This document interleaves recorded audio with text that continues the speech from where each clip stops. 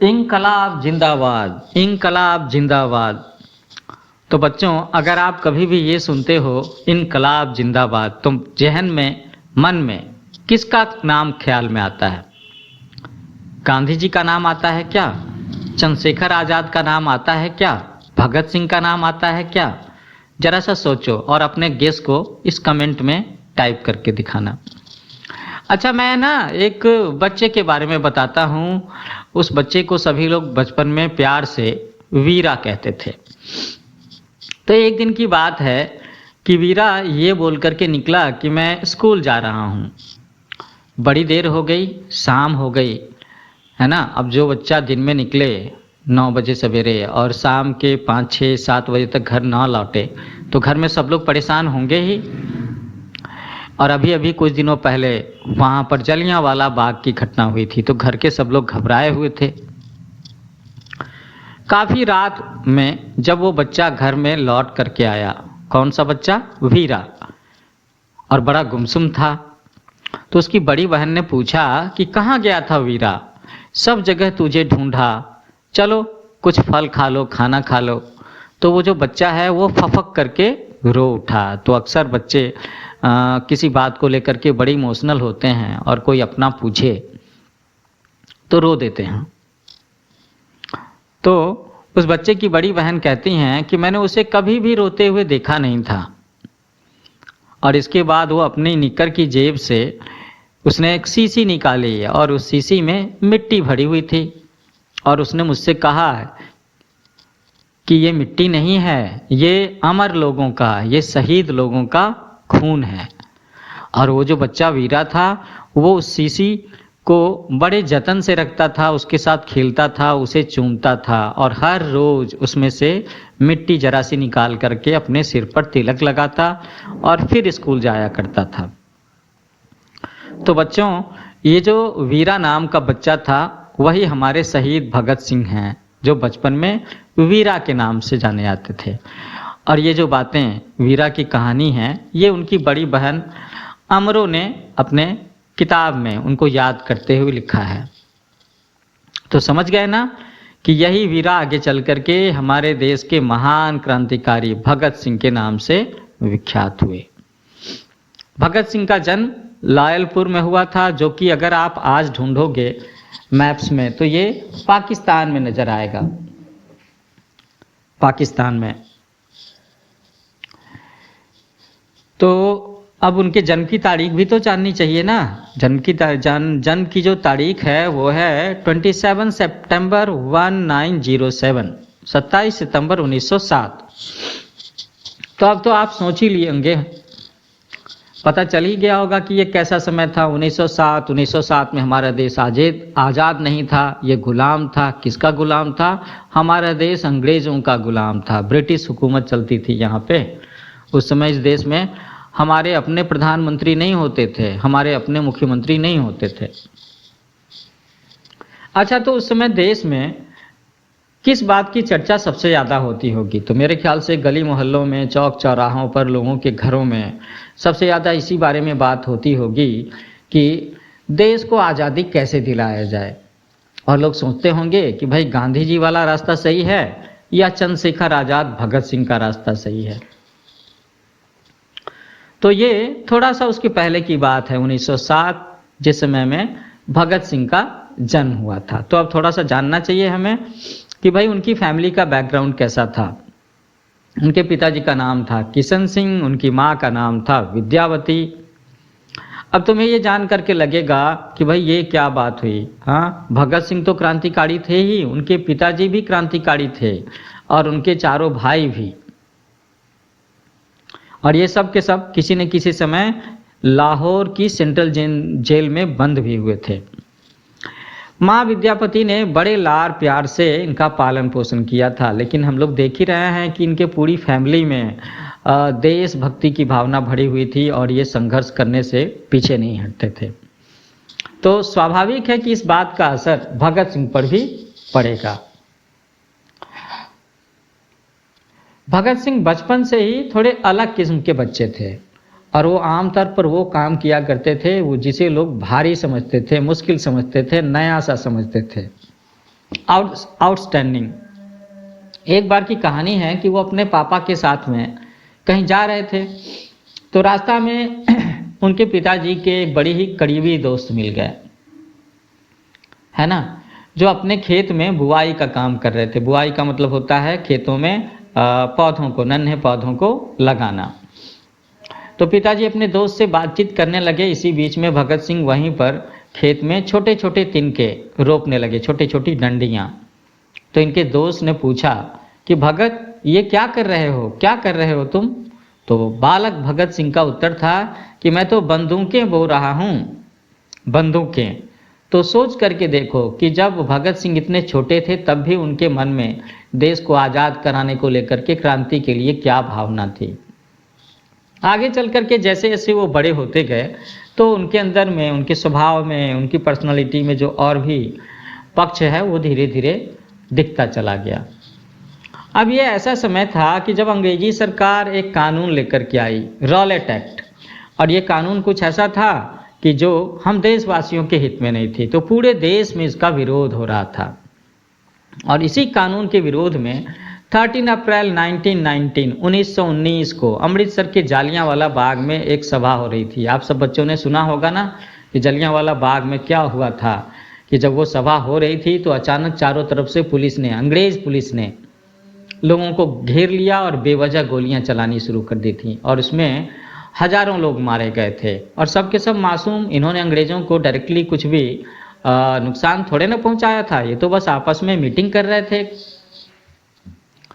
तो ये ऐसी घटना थी कि जिसको लेकर के पूरे देश में सब लोगों के मन पर बड़ा बुरा असर पड़ा। लोगों को गुस्सा आया होगा, आक्रोश आया होगा, है ना। तो भगत सिंह जो कि बच्चे थे 10-12 साल के, 12 साल के, तो उनके मन पर भी इस घटना का बहुत गहरा असर पड़ा। और कहते हैं कि तभी उन्होंने उस जलियांवाला बाग की मिट्टी ले करके देश के लिए अपनी जान देने की, बलिदान होने की कसम खाई थी। और वही मिट्टी उन्होंने उस शीशी में रखी हुई थी जिसे वो रोज तिलक लगाया करते थे। अब बात आती है भगत सिंह के पढ़ाई के बारे में। तो भाई बेसिक एजुकेशन तो अपने गांव शहर में ही लोग करते हैं। उसके आगे के एजुकेशन के लिए ये नेशनल कॉलेज लाहौर गए। लाहौर बड़ा शहर था, वहीं पर उनकी मुलाकात सुखदेव और यशपाल से हुई। अब ये तीनों के तीनों दोस्त बन गए और रिवॉल्यूशनरी एक्टिविटीज, क्रांतिकारी गतिविधियों में बढ़ चढ़ करके भाग लेने लगे। अब एक बात कही जाती है कि जब भगत सिंह बीए की पढ़ाई कर रहे थे तो उनके पिताजी ने उनसे शादी करने की बात कही कि भाई चलो भगत सिंह, अब तुम शादी कर लो, समय हो गया। और इसकी चिट्ठी जब भगत सिंह को मिली तो कहते हैं कि भगत सिंह इस चिट्ठी को पढ़ करके बहुत दुखी हुए और उन्होंने अपने दोस्तों के साथ एक बात शेयर की, वो मैं यहाँ पे शेयर कर रहा हूँ। उन्होंने कहा था कि दोस्तों, मैं आपको बता दूं कि अगर मेरी शादी गुलाम भारत में हुई तो मेरी दुल्हन सिर्फ मौत होगी, बारात सब यात्रा बनेगी और बाराती होंगे शहीद। पिताजी के पत्र का जवाब देते हुए उन्होंने लिखा था कि पिताजी, ये शादी का वक्त नहीं है, देश हमें बुला रहा है और मैंने तन मन से और धन से राष्ट्र सेवा करने की कसम खाई है।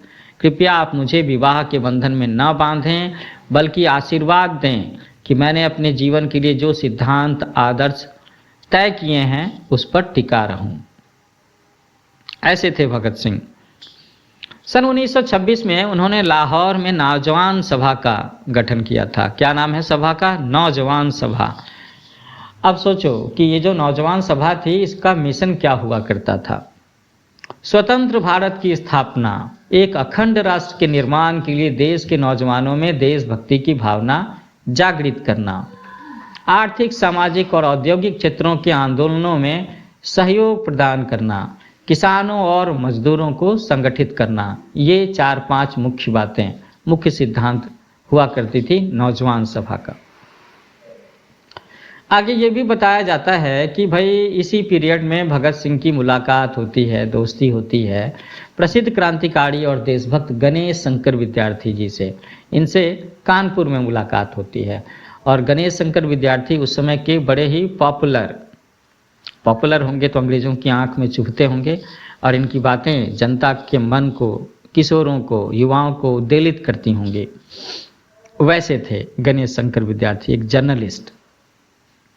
भगत सिंह के विचारों से इतने प्रभावित हुए कि उन्होंने ना कानपुर में ही उनके साथ मिलकर के क्रांतिकारी गतिविधियों को चलाने का निर्णय ले लिया। लेकिन इसी बीच में भगत सिंह जी की दादी की तबीयत खराब हो गई, तो मजबूरी में इन्हें अपने गांव लाहौर लौटना पड़ा। अब क्रांतिकारी तो क्रांतिकारी ही होते हैं, वो चाहे जहां भी रहेंगे क्रांति की भावना फैलाएंगे। और वो समय कुछ और था, दौर ही कुछ ऐसा था कि लाहौर में आकर के भी वो क्रांतिकारी गतिविधियों में जुड़ गए। तो वहाँ हिंदुस्तान रिपब्लिक एसोसिएशन के बैनर तले ये सारी काम हुआ करते थे। भगत सिंह को इस एसोसिएशन का मंत्री बनाया गया। 30 अक्टूबर 1928 को लाहौर में साइमन कमीशन की विजिट होने वाली थी और भगत सिंह ने इस कमीशन के बहिष्कार की योजना बनाई। लाला लाजपत राय की अध्यक्षता में साइमन कमीशन का डट करके विरोध किया गया। तो कैसे विरोध किया होगा? लोगों ने सड़कों पर मार्च निकाला होगा, प्रदर्शन किए होंगे, सभाएं की होंगी। साइमन वापस जाओ, साइमन वापस जाओ, साइमन गो बैक, इंकलाब जिंदाबाद, इंकलाब जिंदाबाद, ऐसे नारे लगाए गए होंगे। लेकिन अंग्रेज पुलिस ने बड़ी बर्बरता से इस आंदोलन को कुचलने की कोशिश की और उन्होंने जबरदस्त लाठीचार्ज किया। और कहते हैं कि इस लाठीचार्ज में कई सारे लोग बुरी तरह से घायल हो गए, चोटिल हो गए। और लाला लाजपत राय, उनको भी अपने सिर पर, शरीर पर काफ़ी सारी लाठियों से चोट लगी और आगे चल कर के इन्हीं गंभीर चोटों की वजह से उनकी मृत्यु हो जाती है।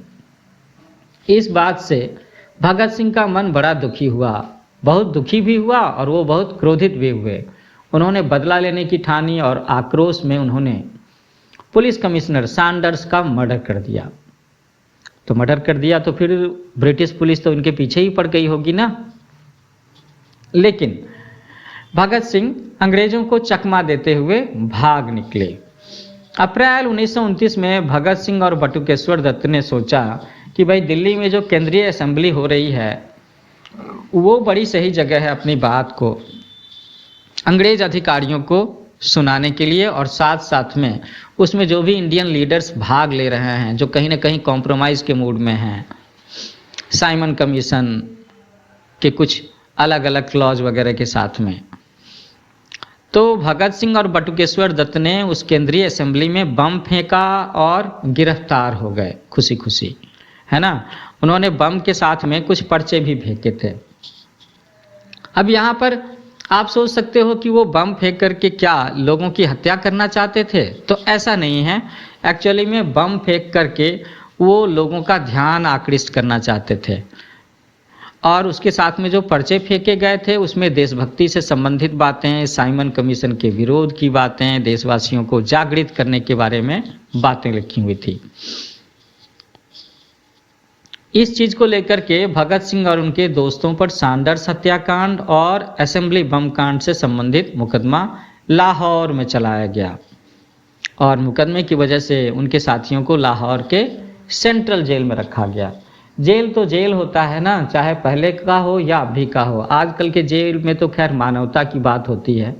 हमारे देश में बहुत सारी सुख सुविधाएं दी जाती हैं और पॉलिटिकल प्रिजनर्स को तो बहुत सारी सुविधाएं दी जाती हैं, लेकिन उस समय ऐसा नहीं था।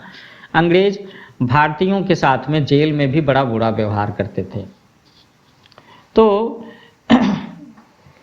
ये जो बुरा व्यवहार है और जो बेसिक फैसिलिटीज या खाने की सुविधा मिलनी चाहिए, ये अच्छा नहीं था जेल में। और भगत सिंह को ये बात भी ठीक नहीं लगी और उन्होंने इसका विरोध करने की ठानी। और उन्होंने क्या किया? उन्होंने भूख हड़ताल शुरू कर दिया, फास्टिंग। आखिर को अंग्रेज सरकार को उनकी इस मांग के आगे झुकना पड़ा और जेल में बंद कैदियों के साथ में अच्छा व्यवहार, साफ सफाई और भोजन अच्छा देने की बात माननी पड़ी।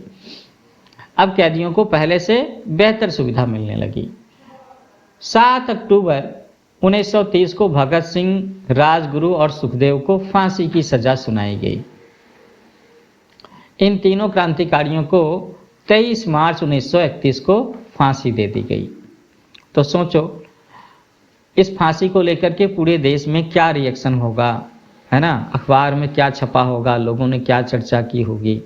और जो उस समय देश के युवा थे, बाकी क्रांतिकारी थे, उनके मन में क्या कैसा ख्याल आया होगा।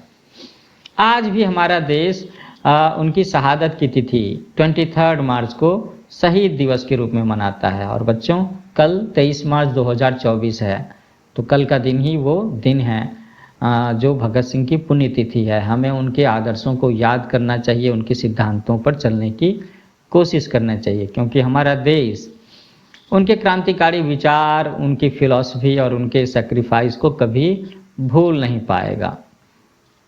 अब हम लोग कुछ बातें करते हैं भगत सिंह के बारे में कि उनके विचार क्या हुआ करते थे और उस समय के कुछ अन्य गणमान्य लोगों के विचार भगत सिंह के बारे में क्या थे। तो पहले भगत सिंह के विचार। उन्होंने कहा था कि बहरों को सुनाने के लिए बहुत ऊंची आवाज़ की आवश्यकता होती है, और यही शीर्षक था उस पर्चे का जो बम के साथ में जो पर्चे असेंबली में फेंके गए थे। इसमें कुछ और भी बातें थी, जैसे कि आज फिर जब लोग साइमन कमीशन से कुछ सुधारों के टुकड़ों की आशा में आंखें फैलाए हैं और इन टुकड़ों के लिए आपस में झगड़ रहे हैं, विदेशी सरकार पब्लिक सेफ्टी बिल और ट्रेडर्स डिस्प्यूट्स बिल के रूप में अपने दमन को और भी कड़ा कर लेने का यत्न कर रही है। इसके साथ ही आने वाले अधिवेशन में प्रेस सेडिशन एक्ट, अखबारों द्वारा राजद्रोह रोकने का कानून जनता पर कसने की भी धमकी दी जा रही है। तो जनता के प्रतिनिधियों से हमारा आग्रह है कि वे इस पार्लियामेंट के पाखंड, इसके ढोंग को छोड़ करके अपने अपने निर्वाचन क्षेत्रों में लौट जाएं और जनता को विदेशी दमन और शोषण के विरुद्ध क्रांति के लिए तैयार करें।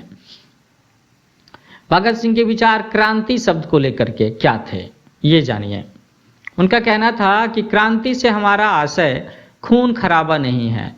क्रांति का विरोध करने वाले लोग केवल पिस्तौल, बम, तलवार और रक्तपात को ही क्रांति का नाम देते हैं, परंतु क्रांति का अभिप्राय सिर्फ ये नहीं है।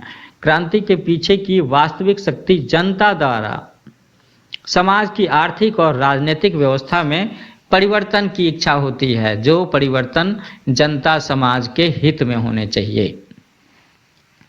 अच्छा, उस समय के एक बड़े ही पॉपुलर गांधीवादी नेता थे श्री पट्ट भिरमैया। वो क्या कहते थे भगत सिंह के बारे में? उन्होंने उस समय कहा था कि उस समय भगत सिंह का नाम पूरे देश में इतना पॉपुलर हो गया था, वैसे ही जैसे कि गांधी जी का नाम पॉपुलर हुआ करता था। एक और सज्जन हैं बाल कृष्ण शर्मा नवीन। वो कहते थे कि किसी भी देश का युवक जितना सच्चा, चरित्रवान, संतोषी, आदर्शवादी, उत्सुक और निखरा हुआ सोने के जैसा हो सकता है, भगत सिंह वैसे ही हैं। यदि भगत सिंह लॉर्ड इरविन का बेटा होता तो हमें विश्वास है कि वो भी उसे इतना ही प्यार करते। मतलब इस तरह के बेटे थे भगत सिंह। भगत सिंह बड़े ही सुसंस्कृत, भोला भाला नौजवान हैं। वह हमारी वत्सलता, स्नेह, अपार वात्सल्य और प्यार का व्यक्त रूप है। ये विचार थे बाल कृष्ण शर्मा नवीन जी के। अच्छा, भगत सिंह के जीवन के बारे में उनके आखिरी दिनों में जो जेल वाला पीरियड था, उस समय की भी एक बड़ी कहानी पॉपुलर है। इसका नाम है एक और बेबे, एक और माँ। पंजाबी में माँ को बेबे भी कहते हैं प्यार से। कहते हैं कि जेल में जो महिला कर्मचारी भगत सिंह की कोठरी की साफ सफाई करने आती थी, भगत सिंह उसे प्यार से बेबे, माँ कहते थे। तो लोग पूछते थे कि भाई आप इसे बेबे क्यों कहते हो? ये बात एक जेल अधिकारी ने पूछा तो भगत सिंह ने कहा कि भाई मैंने मेरी जिंदगी में सिर्फ 2 लोगों ने मेरी गंदगी उठाने का काम किया है। एक बचपन में मेरी माँ ने और जवानी में जेल के इन दिनों में इस माँ ने। इसीलिए मैं दोनों माताओं को प्यार से बेबे कहता हूँ। एक और बात है जो उनके फांसी से एक दिन पहले की है कि भाई जो जेलर था खान बहादुर अकबरी, वो उनसे पूछता है कि क्या आपकी कोई स्पेशल विश है, क्या आखिरी इच्छा आप बताओ, मैं उसे करूँगा, पूरा करने की कोशिश करूँगा। तो पता है बच्चों कि भगत सिंह ने क्या कहा? भगत सिंह ने कहा कि मेरी एक बड़ी ही खास इच्छा है, मैं इस बेबे के हाथ की रोटी खाना चाहता हूँ जो बेबे इस जेल में है। जेलर ने ये बात उस सफाई कर्मचारी से कही तो थोड़ी देर को वो भौचक रह गई, है ना। उसने भगत सिंह से आकर के बातें की और कहा कि सरदार जी मेरे हाथ ऐसे नहीं हैं कि उनसे बनी हुई रोटी आप खा सको। तो भगत सिंह ने बड़े प्यार से उस बेबे के दोनों कंधों को थपथपाते हुए कहा कि माँ जिन हाथों से बच्चों का मल साफ करती है, टट्टी साफ करती है, उन्हीं से तो खाना बनाती है। तो माँ के तो हाथ हमेशा से पवित्र होते हैं। तो बेबे तुम चिंता मत करो और मेरे लिए रोटियां बनाओ। तो बच्चों ये थे भगत सिंह और भगत सिंह के विचार। अब मैं जल्दी से 2 मिनट में आपको इनके बेसिक डिटेल्स दे देता हूँ। अच्छा, जब भी आप गूगल में सर्च करोगे ना भगत सिंह, तो भगत सिंह का जो चेहरा वहाँ पर नज़र आएगा उसमें अक्सर वो एक टोपी पहने रहते हैं। उनकी आंखें देखो और उनकी कड़क मूछें देखो, है ना। इनका जन्म 28 सितंबर 1907 को बंगा पंजाब में हुआ था, जो कि आज के समय में पाकिस्तान में है। इनकी फांसी देने से मृत्यु हुई 23 मार्च 1931 को। और जानते हो उसमें इनकी उम्र कितनी थी? मात्र 23 साल, है ना। अच्छा, इनके नाम पर अपने देश में एक स्मारक भी है, हुसैनी वाला राष्ट्रीय शहीद स्मारक। इन्हें हम शहीद आजम के नाम से भी जानते हैं। ये नाम तो सुना होगा। इस नाम पर एक फिल्म भी है, शहीद आजम भगत सिंह, जिसमें अजय देवगन ने इनका रोल किया है। इन्होंने जो संगठन बनाया था उसका नाम था नौजवान भारत सभा, और जिस संगठन के साथ काम किया वो था हिंदुस्तान सोशलिस्ट रिपब्लिकन एसोसिएशन। इन्होंने एक किताब लिखी है, मैं नास्तिक क्यों हूँ। मेरे पास में उसकी कॉपी है, मैं कभी उसके भी मुख्य अंश पढ़ करके आपको सुनाऊंगा। इनके ऊपर में जॉन पी सैंडर्स और चन्नन सिंह की हत्या का मुकदमा चलाया गया था। अच्छा, अगर आप में से किसी भी बच्चों के मन में ये जानने की इच्छा है कि भगत सिंह का सिग्नेचर कैसा था, तो आप इसे विकिपीडिया पर देख सकते हैं। अगर आपको ढूंढने में दिक्कत हो तो मुझसे बताना, मैं आपको ये भेज दूंगा, है ना। तो जल्दी मिलते हैं हम लोग इसी तरह से भारत देश के महान क्रांतिकारियों, महान नेताओं के बारे में कोई अगला एपिसोड, अगला लेक्चर लेकर के, जहाँ पर हम किसी और क्रांतिकारी के बारे में जानेंगे, सीखेंगे। जैसे इनके साथ के जो चंद्रशेखर आज़ाद वाली बात है, तो उनका तो मैंने अपलोड करके रखा है, गणेश शंकर विद्यार्थी। जल्दी उनका एक लेक्चर लेकर के आऊँगा। तो ये भगत सिंह के बारे में ये सारी जानकारी आपको कैसे लगी, मेरी बातें कैसे लगी, आप मुझे कमेंट करके ज़रूर बताना। और मेरा चैनल न्यू एज कोचिंग, उसे लाइक करिए, शेयर करिए, सब्सक्राइब करिए, और बाकी सारे क्लासमेट्स को भी ज़रूर बताना। Happy learning with new age coaching.